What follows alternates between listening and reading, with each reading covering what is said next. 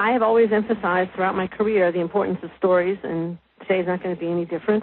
Consequently, I want to start with a story. A friend of ours is a frequent business traveler. Let's call him Dave. Dave was recently in Atlantic City for an important meeting with clients. After a long day of negotiations, meetings, conversations, he was tired and he had a little bit of time before his flight, so he went to a local bar for a drink. He'd just finished one drink when an attractive woman approached and asked if she could buy him another. He was surprised and quite flattered. "Sure," he said. The woman walked to the bar and brought back 2 more drinks, one for her and one for him. He thanked her, took a sip, and that's the last thing he remembers. At least, that's the last thing he remembered until he woke up, disoriented, lying in a hotel bathtub, his body submerged in ice.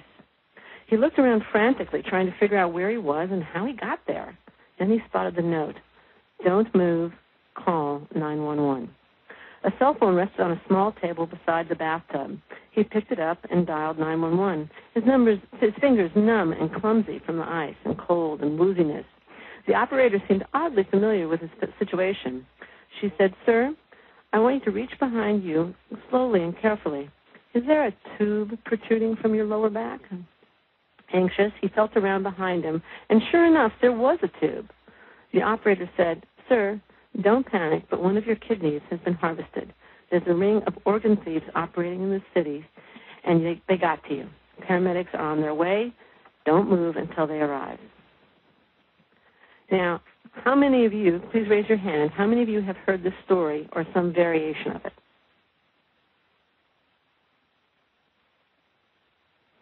Quite a few. I don't have a count, but it certainly is a lot. It's gone around and around, actually fewer than I expect. It's gone around and around the Internet. Sometimes it's a morality tale, warning people against the hazards of taking drinks from strangers or going into bars, talking to strangers, whatever. But it's definitely something that's gone around, and indeed it is the story that opens the book Made to Stick. In all its flavors, it's a kidney heist, there is a drug-filled drink, an ice-filled bathtub, and a missing kidney.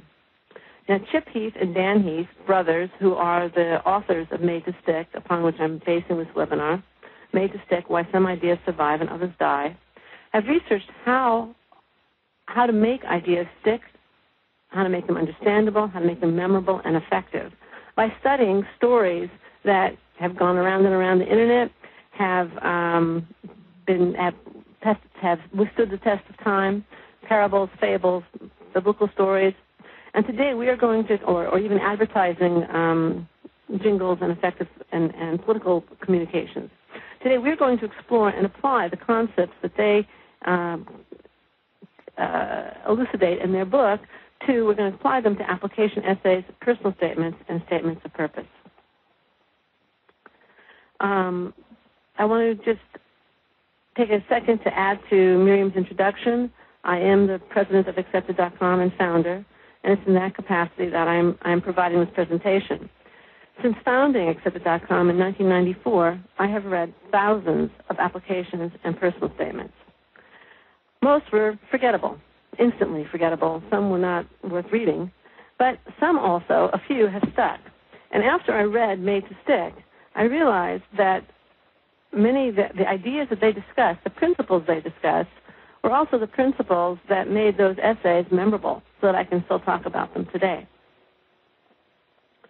Now, I also want to suggest to you we are going to occasionally, a couple of times in the course of the presentation, have a little bit of a contest, and it will be based on how well you listen to what I'm saying here.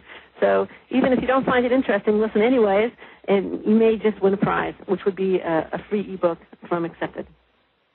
Now, the Heaths have boiled down the techniques that work to the mnemonic success, which stands for simplicity, unexpected, concreteness, credibility, emotions, and stories. We're going to go through those 6 principles in a little bit more detail. To summarize, what they say works is, quote, a simple, unexpected, concrete, credible, emotional story. Let's explore these concepts one by one and apply them to your essays. Now, I want to issue a caveat before we start going through them. Not every essay has to have every one of these techniques in it. I would suggest, however, that after you draft your essay for the first time, you should check and see that you have at least 4 in each essay that you submit. Doing so will make them much more memorable and your application much more effective.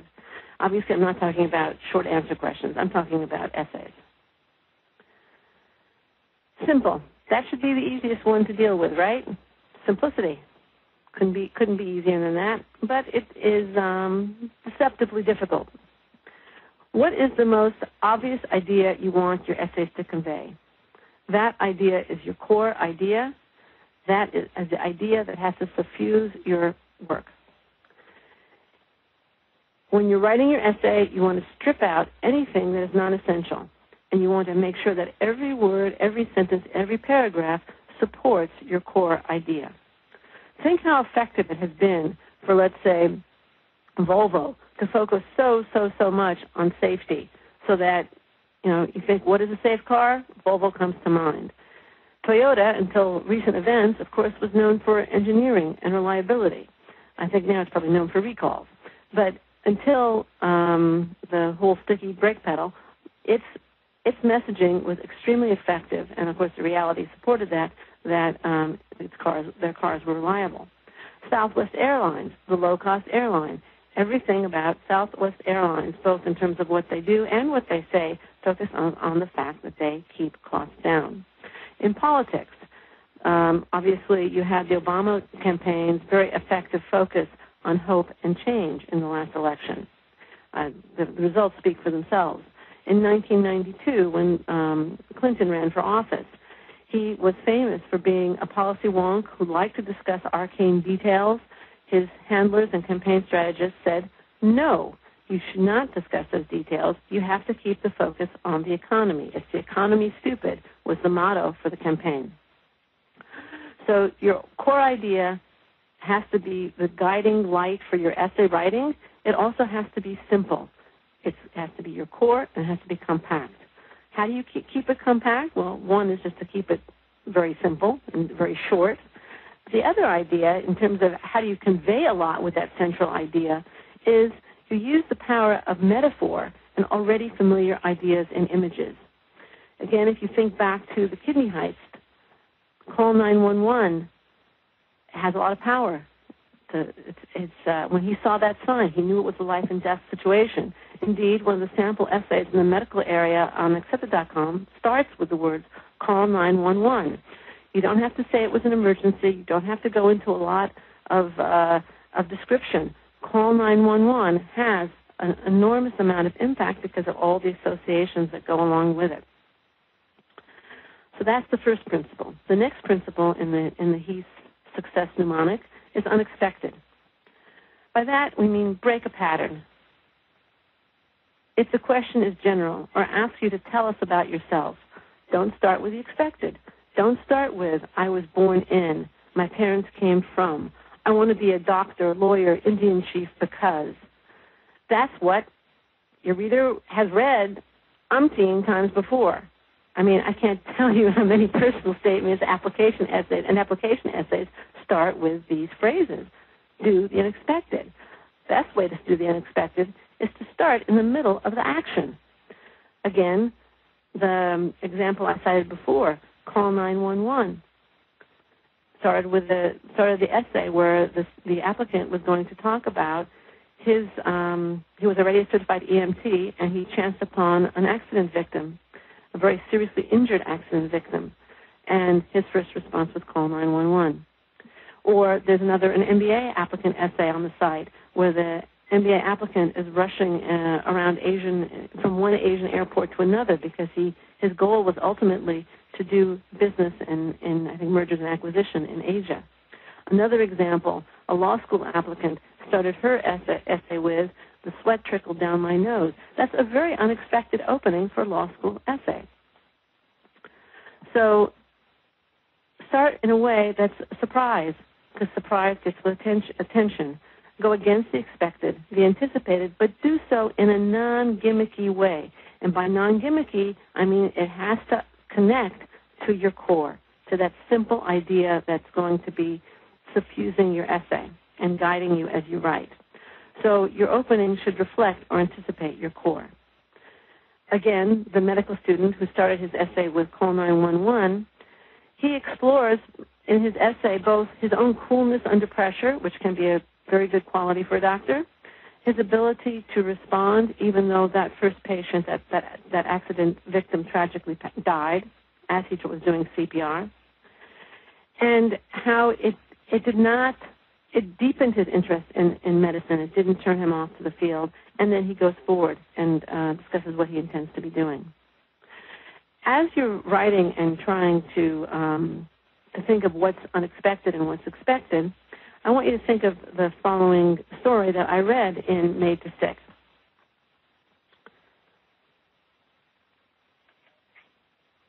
Nora Ephron is a screenwriter, and she's made some very well-known movies. And she remembers fondly the journalism class that she took many years ago at Beverly Hills High.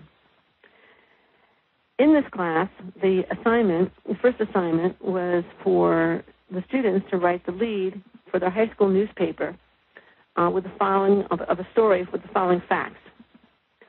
The facts were, Kenneth L. Peters, the principal of Beverly Hills High School, announced today that the entire high school faculty will travel to Sacramento next Thursday for colloquium in new teaching methods. Among the speakers will be anthropologist Margaret Mead, college president Dr. Robert Maynard Hutchins, and California Government Edmund Pat Brown. Now, the students then sat at their typewriter and they wrote their leads. If you were writing a lead for that story for your student newspaper, what would you write? The correct answer will get their choice of an exhibit.com ebook. You can post your answers in the question area. Again, the first person to get it right will get an exhibit.com ebook.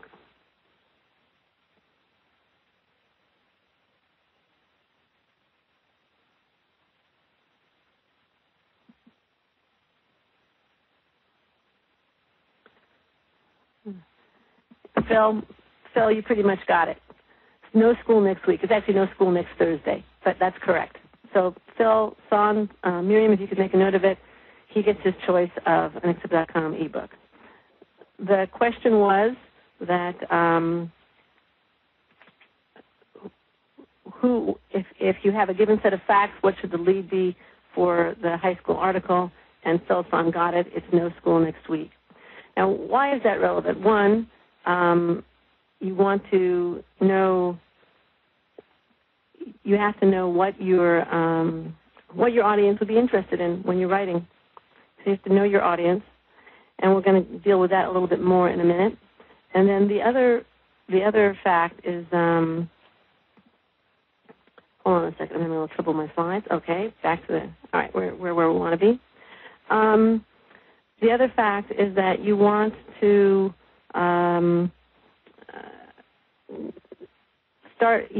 the audience, most of the students in the class were focusing on the facts in the case. They weren't thinking about what would interest their audience. The interest of their audience, as Phil correctly noted, is that they would they'd have no school on Thursday. They could go to the beach. Another way to deal with the unexpected or to inject the unexpected is to create a knowledge gap. Ask a question and only answer it at the end of your essay. Or start with your vision first. That can be a tremendous motivator. One example given in Made to Stick is Kennedy in 1960 electrified the country with his vision of a man on the moon by the end of the decade. How would that apply to you? Are you a budding entrepreneur? What kind of company do you envision? Are you an aspiring pediatrician? How do you see yourself interacting with your patients, both the children and the parents? Are you jazzed by judicial challenges? How do you see yourself addressing them? Then discuss how you get there. Any of those openings could be an effective and unexpected opening to a personal statement or application essay. Now, the next principle is concrete. Language is often abstract, and language is, of course, what you use to write your essays. But life is not abstract. That's, again, a quote from Made to Stick. Life has specifics. Think about the ice cubes in that bathtub in the kidney heist, their effect. Now, these specifics frequently involve the senses. In your experiences, what has caught your eye? What did you hear, see, smell, or touch? What do you remember? Good examples make essays concrete, and they add so much to them. I can't tell you the most common edit I and the adcoms staff make is to request an example or to clarify or support an abstraction. You have to bring examples to make your essays concrete. Bring the reader into your world, into your experience, by bringing in a few telling details. An attractive woman, an ice cube-filled bathtub, a tube protruding. These are very, very vivid. Another technique for making your essays more concrete is to write for one individual. Think about admissions committee members. If you don't know any, read a few admissions committee blogs. Create a Joe or Jane adcom for you with specific characteristics, and a sense of what he or she specifically values, and then address that individual in your essay. Credible, which is closely related to concrete. In the Heath book, credibility is frequently a function of trusted expert or celebrity input, but it doesn't have to be. It can be statistical. 85.6% of the population will believe a statement backed by statistics. I heard that statement from a relative, distant relative at a family dinner, and he said it with a big twinkle in his eye. But there's no doubt that use of statistics to support can be very effective in supporting your point and indicating relationships. For example, the quote that my twinkling distant relative said established a relationship between use of statistics and credibility.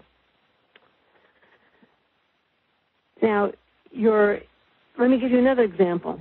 You could say that as president of your club or group or service organization, whatever it was, you increased membership a lot. Or you could say that you increased membership by 50%, the largest annual increase in 5 years. The use of 50% and in 5 years adds enormously both to the credibility of the statement and to the weight of what you're saying. Another way to make your essays more credible is to draw from personal experience, both in discussing why you're doing what you're doing, but more importantly, I think, in terms of discussing school choice when you're asked to discuss it. If you talk about school visits, reading blogs, attending receptions, your desire to attend whatever school, your dream school, is going to be that much more believable. You can reference conversations with current students and recent alumni using names with permission. Writing about meaningful personal experiences with details adds to the credibility, the strength of your essay. Again, going back to the kidney heist. Well, that is a legend. The fact that I started off with a friend of a friend somehow made it a little closer. In thinking about this presentation this morning, I remembered that many years, well, just a couple of years ago, actually, my son-in-law, I was talking to my son-in-law's mother, and we were just chatting. It happened to be around September 11th, probably in 2009, and she mentioned that her daughter had been in the World Trade Center towers at the time of the planes crashing into them. She was one of the people covered with dust who escaped the building, fortunately. But in talking to my son-in-law's mother, she was telling me that there were several hours where they didn't know if their daughter was dead or alive. And the fact that I suddenly was talking to somebody who'd lived through that made it much more credible and much more personal. So again, if you can draw on your personal experiences are more credible than your friend's friend, but the closer you get, the better. And again, you want to provide only enough details to enhance your central message. Emotional. Tap into things, ideas, events, people your reader cares about to encourage them to care about your message. Now, what do people care about? Do they care about large groups? Do they care about causes? Maybe. But again, going back to the example I just gave with my son-in-law's mother, if you look, they care about individuals much more. The story of an individual is going to have far greater impact. Mother Teresa once said, if I look at the mass, I will never act. If I look at the one, I will. So when talking about your community service or volunteer activities, write about the one. Write about the individual you helped, the person you helped with tenant problems in your legal clinic, the patient you read to, the person you tutored, or the house you built for Habitat for Humanity. Whatever it was, talk about the one. You want to make the reader care about what you have done and want to do. Another way to inject emotion, which is something I touched upon earlier, is to draw on already existing emotional associations, but stay away from abused terms, a.k.a. cliches. So what would be an example? Already I've mentioned September 11th. That's a highly emotional topic with all kinds of associations. But you can also refer to famous people. Bill Gates is certainly admired for his genius, known for his wealth, perhaps a little bit of hubris, and his influence. Los Angeles, where I live, has a reputation for superficiality, great weather, Hollywood fantasy. You can, again, piggyback off some of these emotions to succinctly inject an emotional element into your essays. What would be some abused terms that I would really warn you to stay away from? Out of the box. Out of the box for creative, for innovative, sometimes for nothing at all. Another one, been there for me, for caring, supportive, or take it to the next level instead of develop, improve, enhance, grow, nurture, or whatever. All these words, which at one time were kind of clever and evocative of the terms I would replace them with, at this point are so abused and overused that they've lost all meaning, and I would encourage you to stay away from them. Now, the last of the Heath 6 principle is actually what I started the webinar with and also what they started their book with, and that is stories. A credible idea, according to the Heath, I'm quoting, a credible idea makes people believe. An emotional idea makes people care. The right stories make people act. And you want your readers of your application essays and personal statements and statements of purpose to act by putting your file in the admit pile. Human beings love stories. Shop talk, gossip, human interest stories, legends, parables, even kidney heists.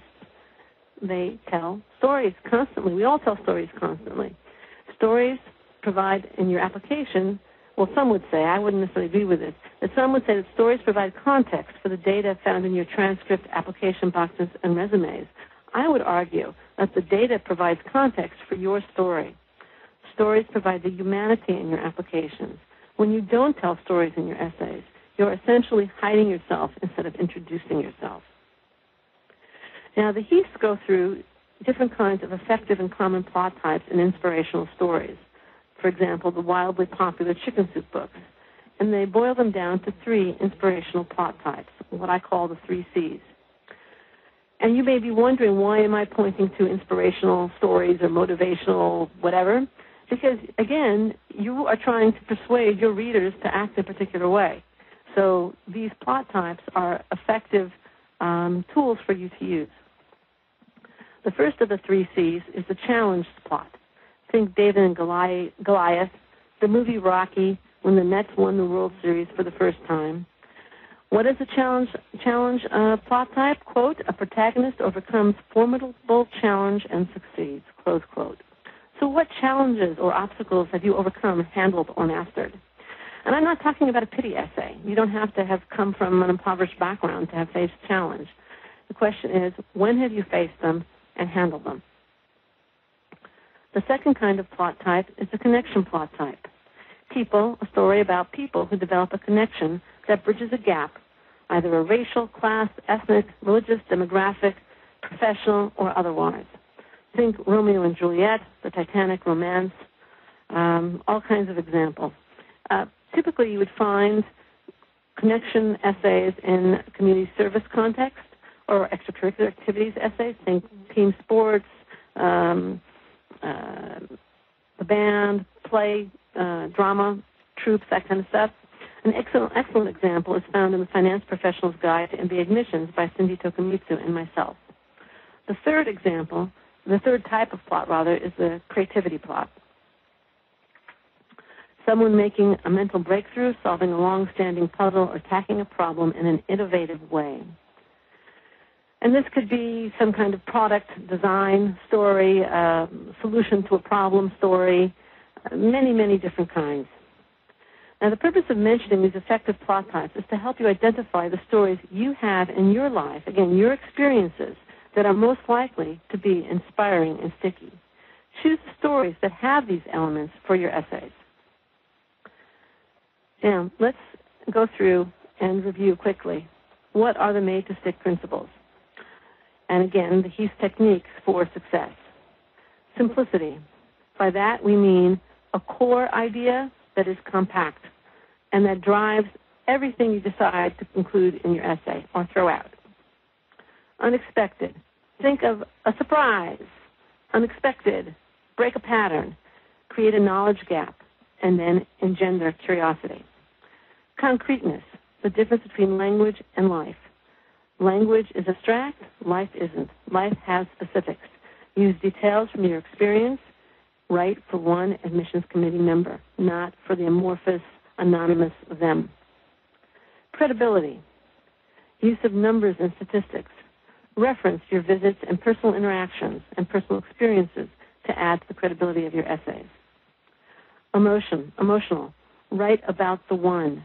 Use pre-existing emotional associations. All right, and then stories. Now, the first person to list the 3 correct plot types will get an Accept.com ebook. Okay, Lian Zhang, you got it. You got it. Challenge, connections, and creativity. Miriam, can you please make sure that Lian gets that? Thank you very much. I hope you now have the tools to convey simple, unexpected, concrete, credible, emotional stories. If you could please raise your hands if you believe that you've learned a few tools here today that will help you with your application essays.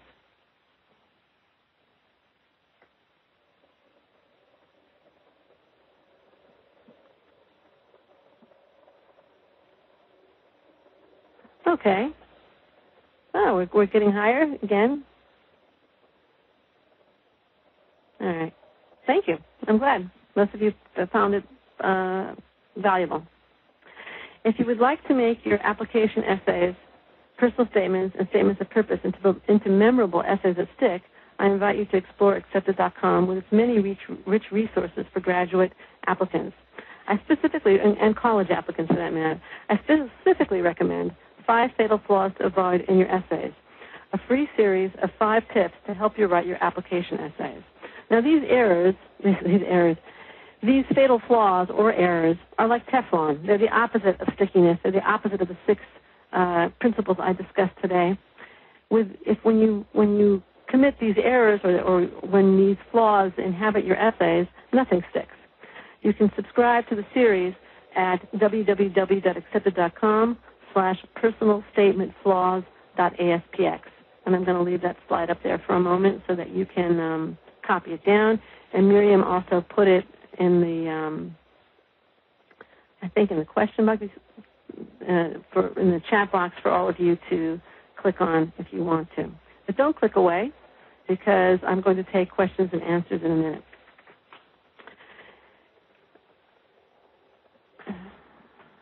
And of course, if you want help with your application essays, consider Accepted. You can explore our catalog, review our qualifications, and feel free to contact us if you need advising or editing help. Thank you again for coming and for listening. I noticed that most of you were pretty attentive, and I appreciate that. If you would like to post your questions, I'd be happy to take them.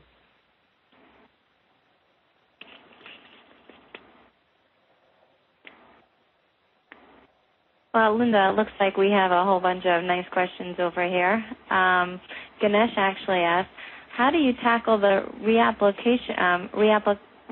applications where there's only one essay and the optional essay, and you've already wrote essays, which were pretty good but not amazing? I'm going to assume this is for MBA. There's two things you can do, Ganesh. One is if you really feel that you can improve significantly, you can contact the school and simply say that, ask if you can resubmit all the application essays. If the answer is no, then you want the one reapplication essay to focus on your growth since you last applied, achievements, accomplishments from the past year. If there was some other weakness in your application that you want to address, definitely address it in the reapplicant essay. But the focus of the reapplication should be on material that occurred since you applied that they don't know about. Well, Linda, here's an interesting one from Jason, which I think that, many of our applicants might feel. He wrote, what if you feel that you don't have a strong personal story? How would you go about making it sound, creative and surprising? That is an excellent question. I can tell you that after 14 years in this business, that everybody has a story. It may not be your whole life story.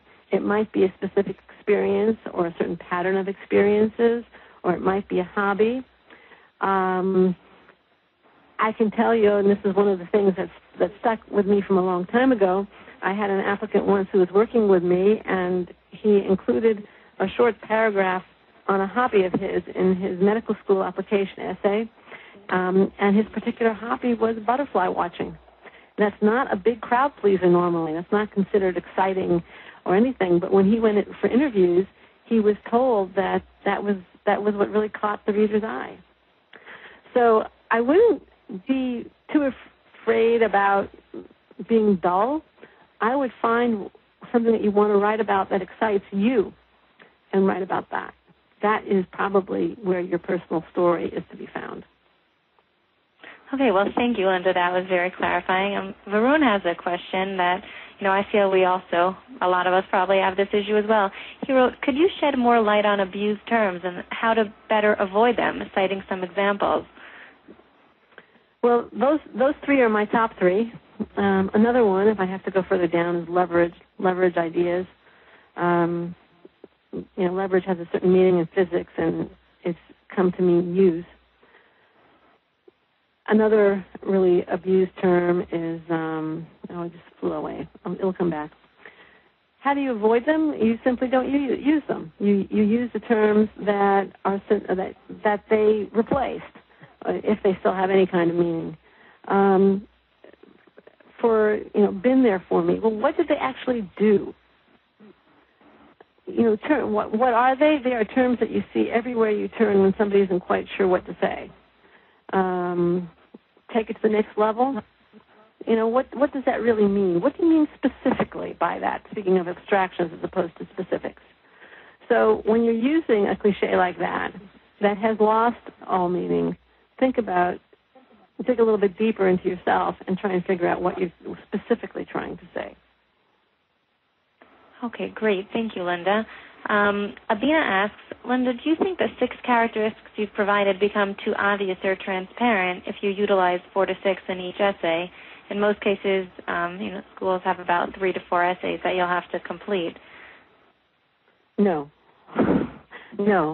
I think good writing will never become tiresome. Okay? I don't think that there's a surplus of good writing in application essays. These are principles of solid communications. These are the principles that have made certain stories last centuries and others not even, and the ones that don't employ them are the ones that are skimmed or not read or forgotten immediately after being read. These aren't my principles, by the way. These are principles that the Heaths came to after studying stories and effective communications, all different kinds. Again, parables, stories, literature, commercials, political messages, all different kinds of communications. And I personally think they did an excellent job.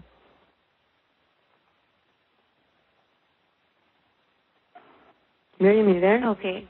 Yeah, I'm here. Thanks, Linda. I see Matthew asked, you mentioned the challenge plot and briefly mentioned not making it into a sad or pity story. Do you have any suggestions for us on how to keep the challenge plot in the right direction? Yes, I think it's a very good question.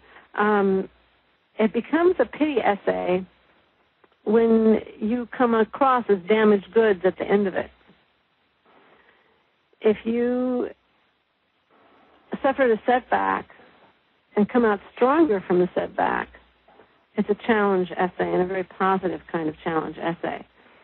If you come out and somehow are pitiful, then you have a pity essay, and I don't think that would add to your application.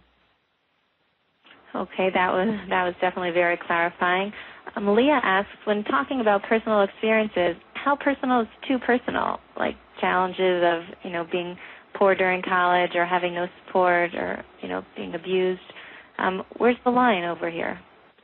Well, that's a question that can be very difficult to answer depending upon what the situation is. I think I'm hesitating because, unfortunately, after having been in this business for 16 years, I've heard some stories that really were very, very personal. We have had occasionally people approach us where, especially young women, where their grades took a real dive after a rape.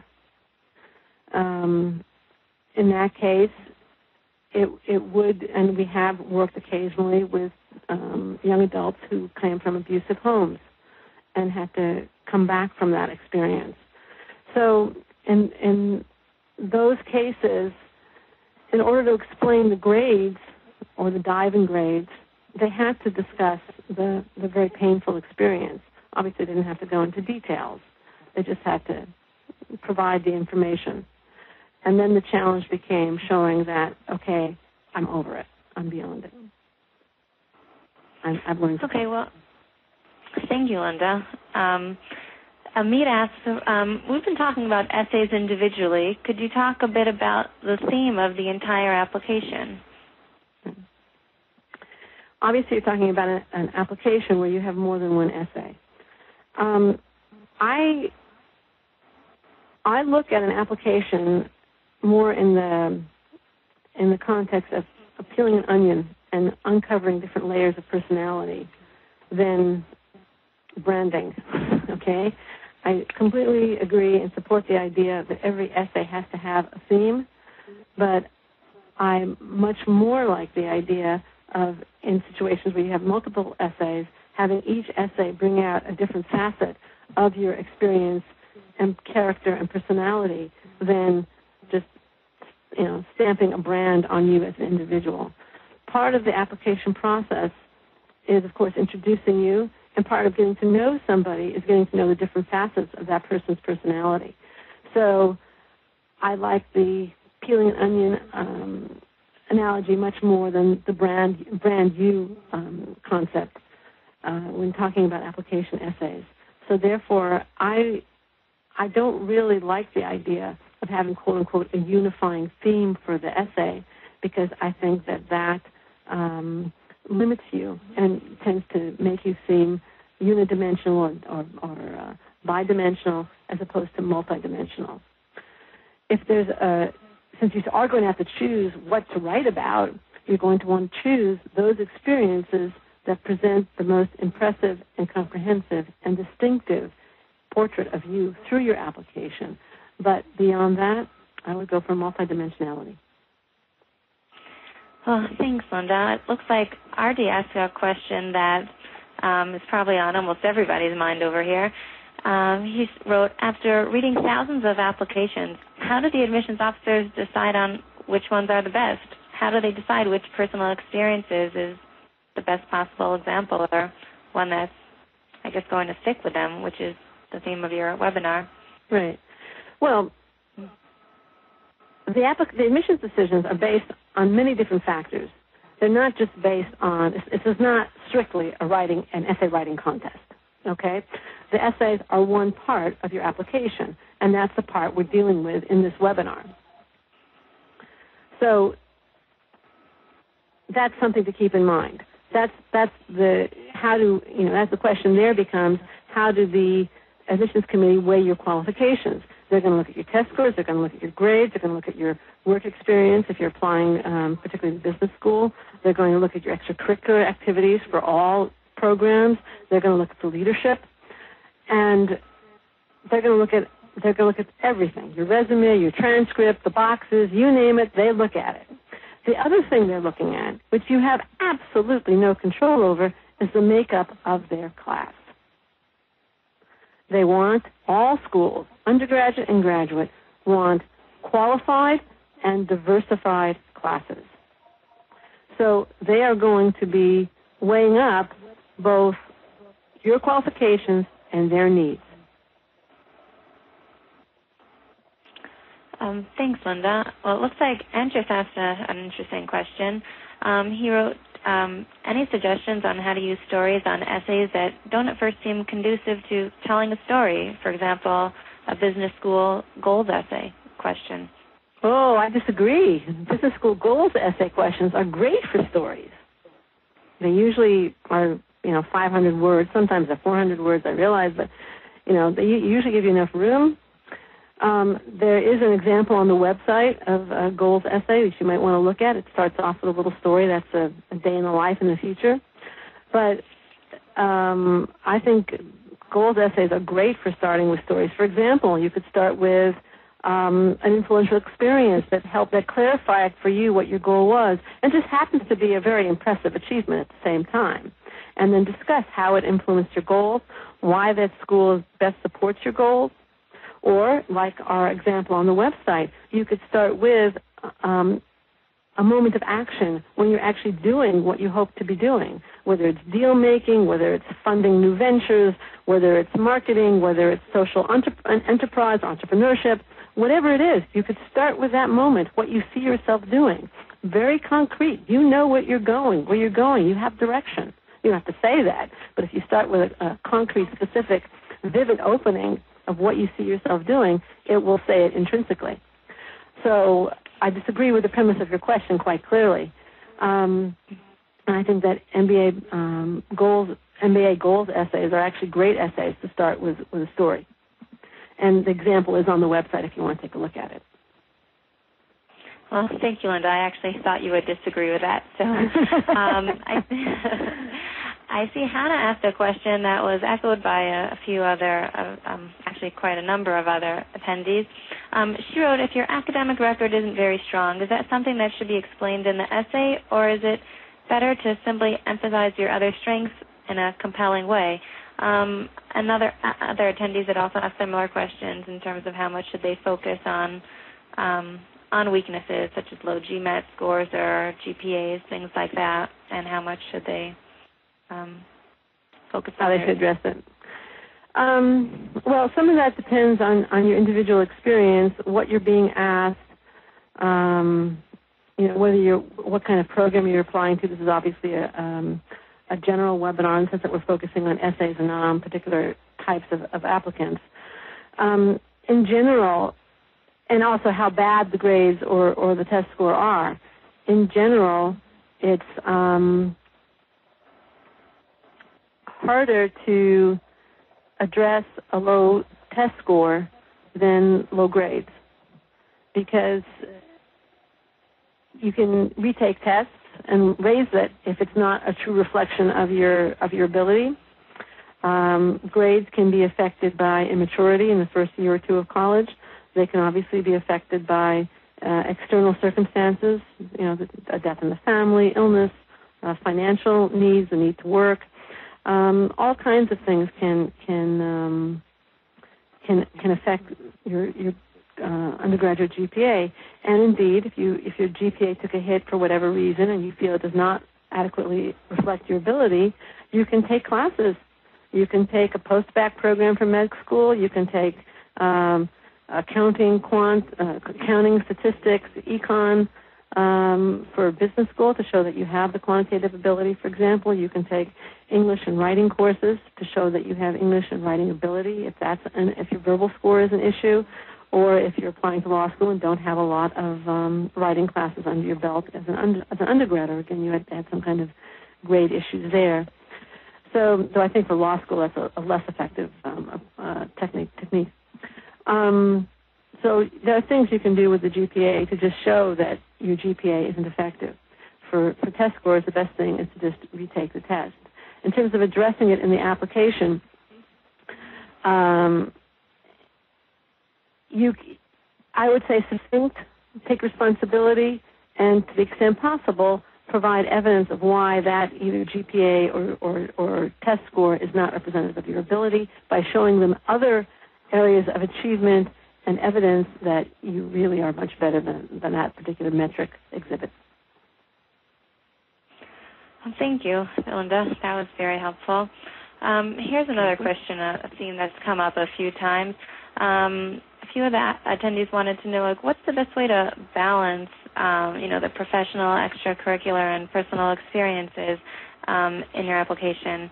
If your best stories, like, simply aren't work-related, is it a problem to use mostly personal examples and stories? That depends a little bit on where you're applying to and your age. If you are, applying straight from college, you probably are not going to have much work experience. It would be perfectly appropriate for you to use non-work-related stories. If you are 3 or 4 years out of college and you've been working for 3 or 4 years, especially if you're applying to business school, then I would suggest a roughly, and this is not cast in concrete, 2-to-1 ratio of professional to non-professional stories.